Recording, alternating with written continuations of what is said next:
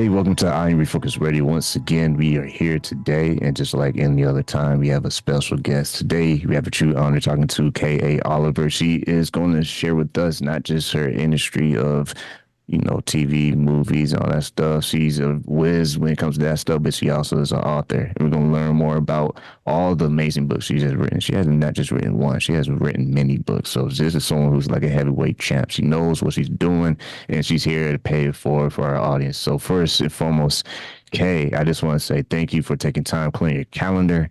How are you doing today?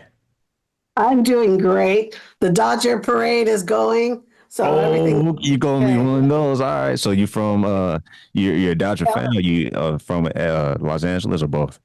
Yes, yes, Hollywood, Los Angeles. I Yes. love that. Okay, okay. So congratulations to Dodgers fans. I'm sure that was a nice payback from what happened with Yeah. Mookie, and the people in the stands were kind of going a little crazy, but he got payback. There you go.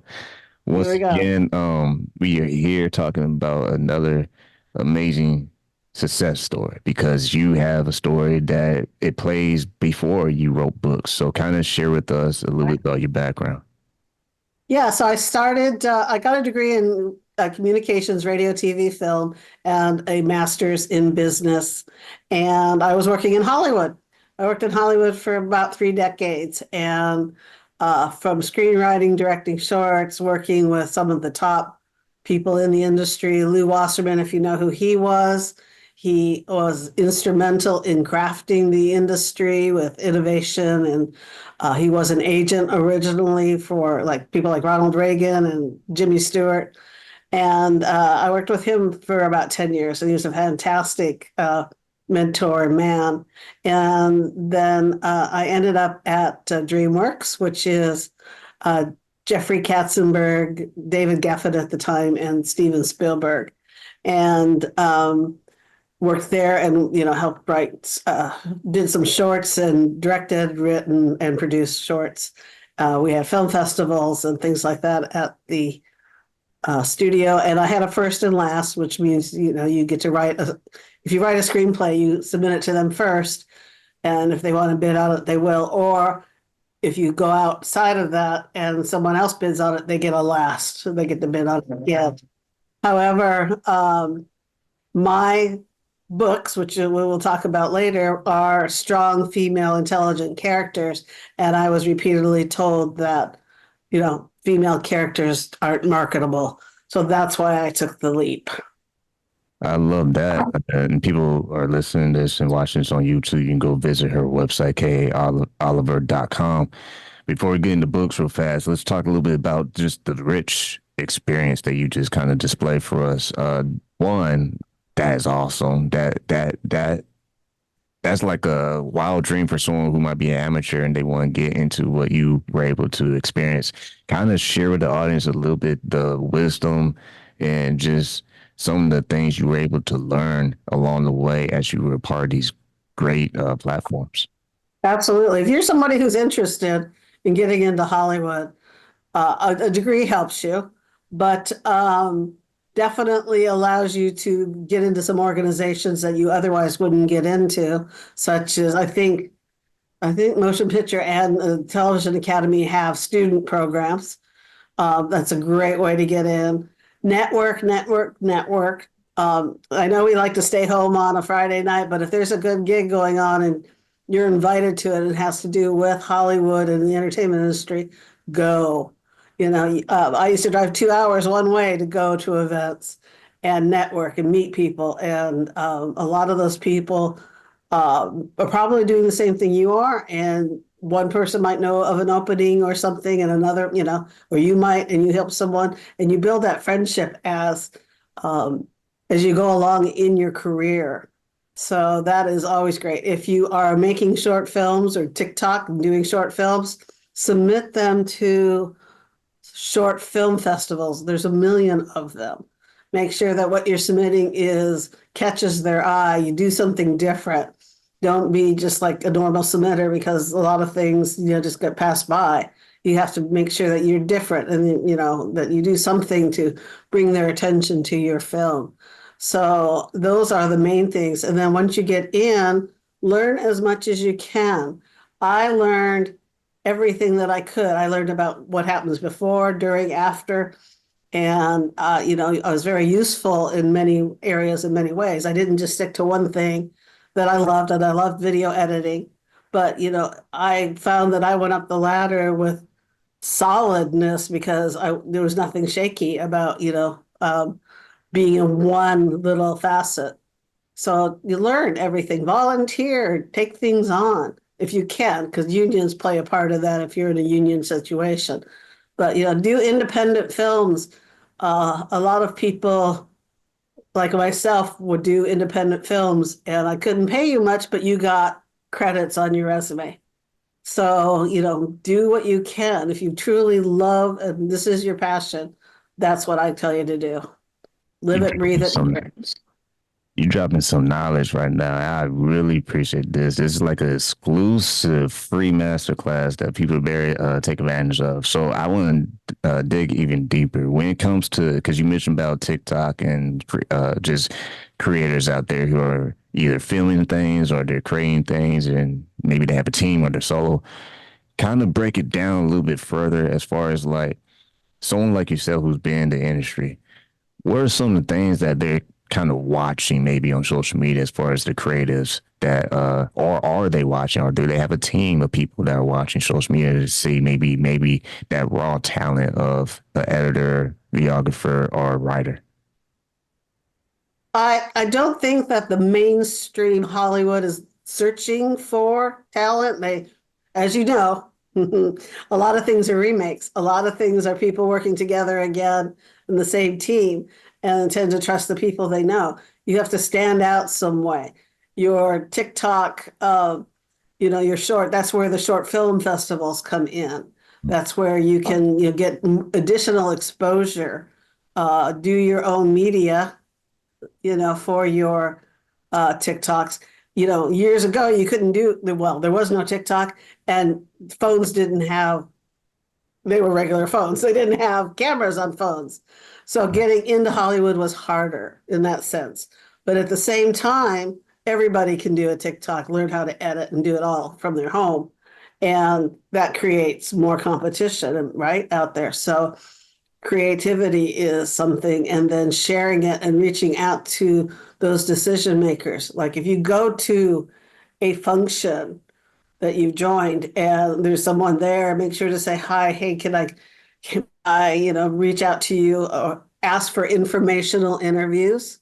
Those are great. I'd just love to sit down with you, talk to you. I want to learn more about Hollywood. Everybody wants to talk about themselves.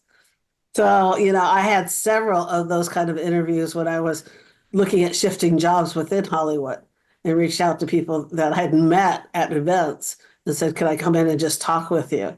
And that led to another job.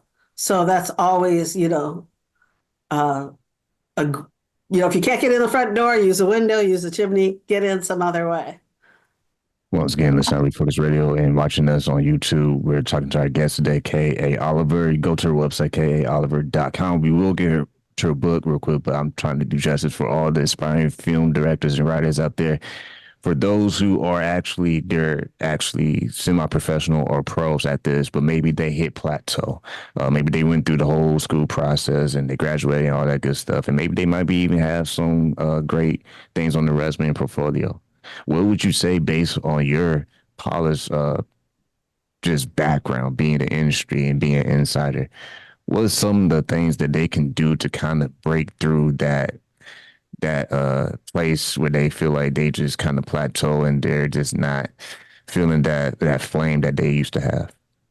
You got to get that flame back. Don't let your dreams fizzle out. Believe in yourself and trust in yourself and keep moving forward. Um, you know, Even if you get, they normally say you get 9 no's and the 10th one's a yes. Yeah. You just need to keep going, because if it's a no, it just means now you know not to bother that person. Move on to someone else. Keep trying, keep going. You'll find the right fit. Make sure what you're sending to somebody is the right fit. Do they make that kind of movie? I remember talking to Jackie Chan, and I had a small short drama I wanted to do, and I talked to him about doing a drama film because that's what he wanted to do. And had his schedule be looser, I would have shot a drama film with him in it so that he could show studios that he could do drama, find out that information, right? That would have, not only would the film have taken off because Jackie Chan was in it, but he would have used it because he wanted to do drama. And he kind of left Hollywood because of that, because they kept putting him into the same role, and he wanted to branch out. So, if you find out something like that and that's your genre, that's something that you want to do, hit somebody up for it because that's a great way for them to show their talent as well. So think outside the box, think creatively. All solutions, any problem in life, you sit down and creatively think, you'll solve it. So just, yeah, no matter what it is, finances or anything, creatively think, try to learn about somebody. If you admire somebody, and I do admire Jackie Chan, if you admire somebody, find out what they're into, what they're interested in. Maybe you'll read an article somewhere about, oh, one day I'd like to make this kind of film. And you're like, oh, let me see if I can, help swing that and approach them on it. So, it's research. Yes, research. But you know what? You're getting somewhere with that research and you're learning more when you research. So you never know, because when you get the opportunity to talk to somebody, you want two or three ideas. You want to present the idea you want to present. But whenever you get the 5 minutes with somebody in an elevator, right? They call them elevator pitches for a reason. Have a couple of other things in your back pocket, because if they go, well, I'm not interested in a romance, but I'm more looking for Westerns. Well, funny that you mentioned that, because I also have, right? I have a comedy, I have a drama, yeah. So always make sure that you have other ideas in your back pocket when you get that chance to meet with somebody. And one more question before we make this segue to your books. My last question would be for those, you kind of touched on collaboration, but when it comes to like the indie world, you can educate me and the audience on that. But how does that work based on what you've seen too? Maybe seeing indie professionals outside, maybe the system, maybe collaborating together. How would you share your wisdom on that? Well, I love doing indie stuff actually, because you have less influence from the executives and everybody in the industry when you're doing that. But you can reach out. A lot of indie people. There's indie websites looking for people to participate in their films or TV shows that they do. There are some, well, out here anyway in LA. I'm sure in New York and some other cities, they have, ads. They put out ads saying, I'm looking for a, assistant director. I'm looking for a cameraman, I'm looking for.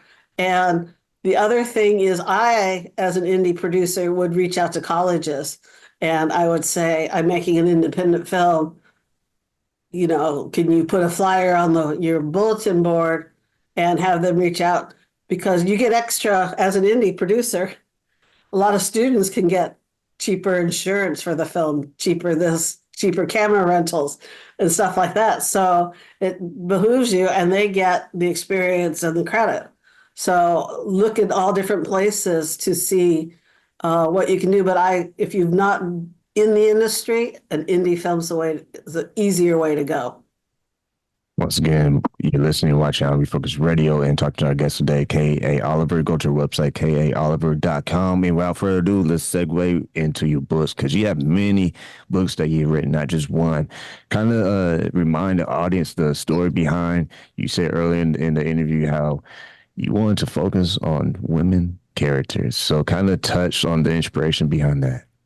Absolutely. So when I realized that my screenplays weren't going to get any mileage at this time, maybe the future will be different, I decided that I would take the leap and trust myself in writing my first novel, which was called Disturbed Tombs. And it came from a question: why do we excavate all of the mummies we find in Sudan, in Egypt, and our graveyards are sacred? Are we disturbing their peace? So I wrote a a fiction novel exploring that idea, and it won 4 awards. So I knew I was on the right track. The lead character is a strong female character and intelligent. She is an archaeologist, and they make this discovery to be able to speak to spirits when they have their mummy on a different level than a paranormal investigation. So I started there, and then I just loved it. I loved the ability to write and continue writing books. I wrote Road to Elysium. That one won 10 awards. This one, based on an actual event. So it's inspired by a true event.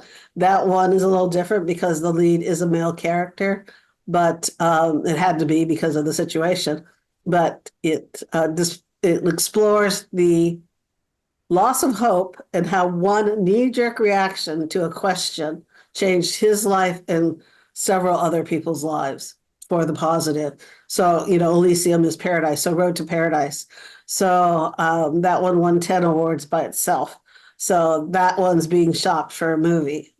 Funny enough, right? Scratch some. So, yeah, and then I have cozy mysteries, which are really hard-boiled mysteries because I'm not a sappy writer. I like to write real life. I like to write action and adventure. Those are the books I like to read. And so I have the other ones that are cozy mysteries with murder, solving murders, and the murderer's still alive. And one in particular, a woman inherits a house and finds a confession letter of a serial killer in 1909 no one even knew he was a serial killer. And they thought all the women were just missing back then because they didn't have the technology of today. And she goes to find, where the women are and who did he kill and how did he kill them. And, so that kind of deep, thought. And I really like strong, independent characters for both the male and the female, both with flaws, both work through their issues while, discovering or solving a mystery. So I like that. When I listen to you speak on your books, it's not like just someone who just like randomly writes something. Like you have this rich experience of TV, film, degrees, MBA in business. You have all these like ingredients that kind of it funnels into your book projects for the audience. Kind of touch on how that rich experience has maybe enhanced how you develop these characters. Absolutely. Well, both are forms of storytelling, obviously. One is a visual form. So, if you want to, say something about a character, the way that in film, the way they dress, how they move, what they enjoy as their hobbies within your book describes more, or in the film describes who they are, right? If you want to show that someone's really mean, you see, up front at the beginning of the movie, you'll see them kill somebody for a little cause. In the books, you have to write about all that. You have to write about what they're wearing. You have to write about their emotions and their feelings and how callous they are if you're writing about someone who's, a mass murderer. And so you write more of the description and everything in a book. Now, Steven Spielberg, who I worked for as well, he likes to take a laugh into a cry, a scream, or a scream into a laugh. And so in my books, I don't foreshadow much either because I don't like foreshadowing. Because I myself, as someone who's worked in the industry, watch a foreshadow and go, okay, I already know what the movie's about, So you might be reading something and you think something's going on, and then all of a sudden, snap, the next line says something hilarious, right? And you go, oh, I was thinking this, and I love doing that. So I love putting humor in my books in places where you might not think humor would go, in a mystery when you're being chased by a murderer. But things in real life happen that way. So I do include that in my writing. And that also comes from movies, because a number of clips you've seen, somebody's done something ad lib and it stays in the movie, right? It's something very human that they do. The famous one where Indiana Jones pulls out his gun and shoots the guy who has the knife, which was ad lib. So those kind of things need to go into my stories. When you Or in the process of putting your book together, just any book that comes to your mind, how much of a balance do you have for setting the foundation, like maybe the technical things versus the freedom of the creativity side? I'm on the freedom creativity side. I don't plot anything out. That's what they ask you. Are you a plotter? No. But see, I can see it in my head, and I don't know if that's Hollywood. I can see the whole story in my head, so I just start writing. I give writing tips on my website, and they're free. So anybody who wants to go learn about, the way my style of writing and my voice, they can go there. But I just start writing, and the hardest thing for me to learn at that point was not to worry about errors, because there's people who want it perfect the first time they write. Don't do that. Your creativity is gone if you do that. And I just write, and then when I give it to my editor, great novels are made in the edit stage, not in first drafts, second drafts, or third drafts. I'm just telling you, it's made in the edit stage. Same thing with the film. Film is not put together until it's in the edit stage, and the tone of the film is the music behind it, edit stage, so that's where the books also come together. They're similar in that way. I How you think put the images together when you're editing, if you do a two shot and then a one shot and then a close up of an expression, that gives you the tone of the film.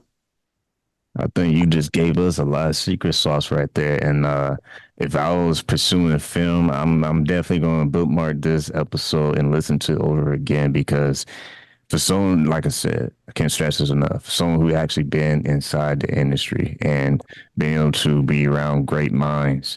I mean, how much of that do you believe has played a role in not just the success of the awards your book has received, but also the recognition of you being able to get the word out and using platforms to tell your story? A lot because I wanted to learn. So, I mean, you can go in the industry and never learn if you're not open to learning or analyzing what works and doesn't work, which is something we should always do in our lives anyway. But I wanted to learn. And so I would speak to people and ask them questions and, say, hey, I'm really interested in this. What do you think? And people would, talk with me, and I'd have lunches with people. Some top producers, I would go to lunch, and I had one great friend who turned to me and said, my parents still don't think I have a job. And he was like 50 years old on a number one rated television show. And he was a producer, and he's like, my parents keep saying, when am I going to get a real job? And it's work. So, it is still a profession. It is still a working job. And like any job, you need to learn, that's why I say, grab those opportunities, help someone do something. Don't just stand there and watch them do it. Say, how can I help? What can I do? And that also builds a trust. So that is definitely something I did.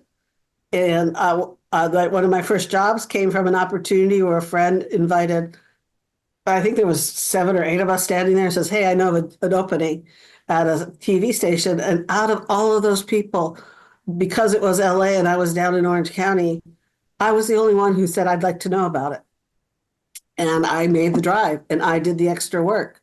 And, so that was my sneak in the door. But, what were those other people thinking who didn't say, let me try for it as well? Because he told me years later that, you're the only one that came forward. And I was shocked because I would think that would be a natural thing. But, I guess they didn't want it bad enough. That's the way I look at it.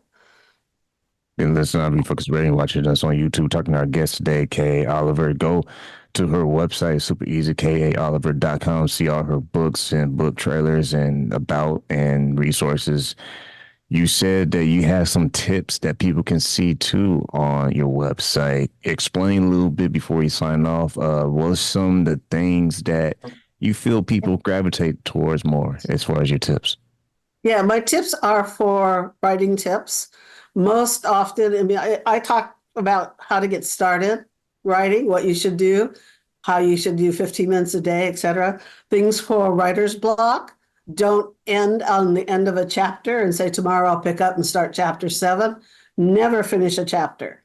Don't start there because now you have to rethink everything. It's like rewriting a first page, just right, and then leave it open. Even maybe not even finish a sentence when you stop for the day, because you'll go back and read it. You'll get that line of thought back in your mind, and you'll continue writing it. Right? You'll automatically pick up how to create your characters. I cheat a little bit. All of my friends, I started using their first name and asked them, what last name do you want for a character in the book? And this is what she or he is going to be.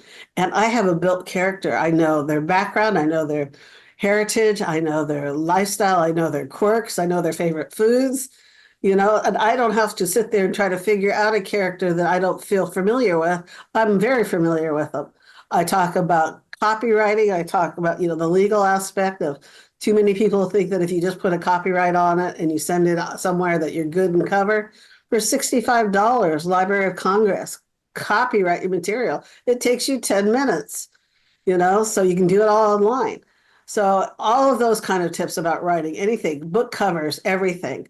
And it's all free. So I like to give stuff out because if you're willing to learn, I'm willing to teach.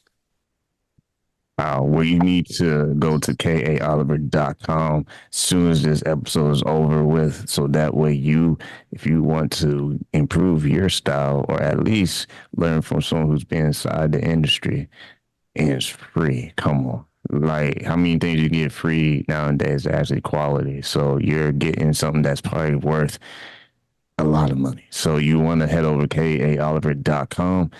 Like always, been great chat with Kay. Want to say thank you for your time. Thank you very much. It's been an honor to be here.